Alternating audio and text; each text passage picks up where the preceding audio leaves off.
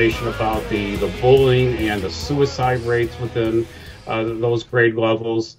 Would this be enough of a bang, if you will, pardon the pun, for somebody who is struggling with the multitude of adolescent and early teen issues and problems and dangers?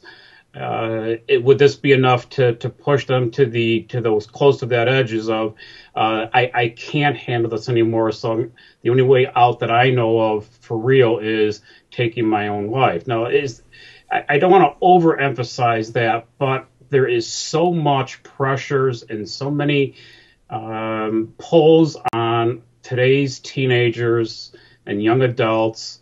The pressures from social media and all of, I can go on forever, of course, but I won't. I would have loved to have been able to just to sit and listen to the directors and the coordinators of this drill and just see how far they what if this, and did they really think about, wait a minute, maybe this is akin to setting a small fire, real smoke, real heat. Let's really make it real for these kids. But I was a kid once too, involved with fire drills at one of the facilities that I work with, and you have to make it as real as you can, but you've also got to remember the ultimate safety of everybody. And to me, the ultimate safety would be those kids. Their mental health safety, their emotional safety, their physical safety. Yeah, and that's a great point. Really, my final comment on this. I think the real tangible damage that has been done is the credibility of this particular school district and perhaps the sheriff's department here that's involved. Their credibility as far as their ability to train on domestic preparedness issues.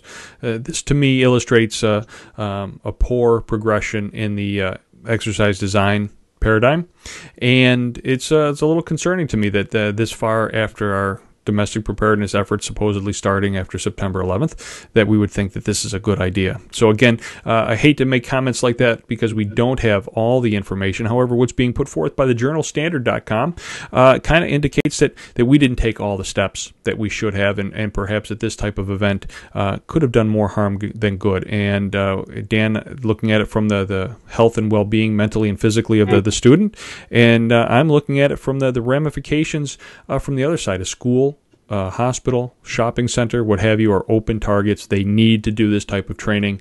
They need to engage all the players. That includes faculty, students, parents, the community, when they do this type of exercise. And I guess that's kind of where I'd like to leave it. Dan, any closing thoughts on this topic?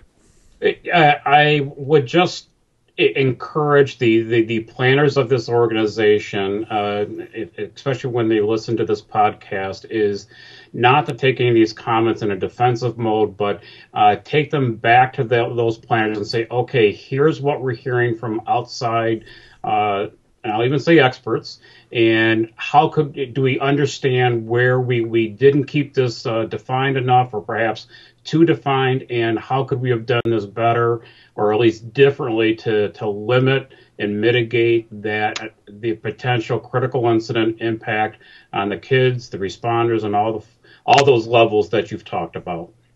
Well said, Dan. And, nothing we're saying here is meant to Monday morning quarterback their efforts. I'm sure they're under the same constraints of time and finances that everyone is in emergency management and trying to keep their community safe. We do appreciate those efforts. But by the same token, we would expect that people would be willing to hear constructive criticism, and we would expect that they'd be looking to improve themselves. So well put, Dan. So, Dan, where can folks find you and all your good work?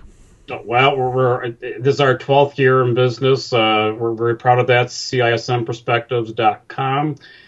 We now are on Facebook as well. We have a monthly blog, and you can get right to those right from our front page. And appreciate being part of your efforts too, Rick. This is a great way to share great information and make sure that everybody's thinking things all the way through. Thanks, Dan. And if you're listening to this on the podcast, you can certainly find all the text links that we'll put to the story and to the video that accompanies this podcast at mitigationjournal.org. Again, my name is Rick Rosati, the program producer of Mitigation Journal. You can email me, mitigationjournal@gmail.com, or call me on the voicemail line at area code 585-672-7844. Again, for Dan McGuire of CISM Perspectives, this is Rick Rosati for Mitigation Journal, reminding you to support all your emergency service bloggers and podcasters. And stay safe, everybody.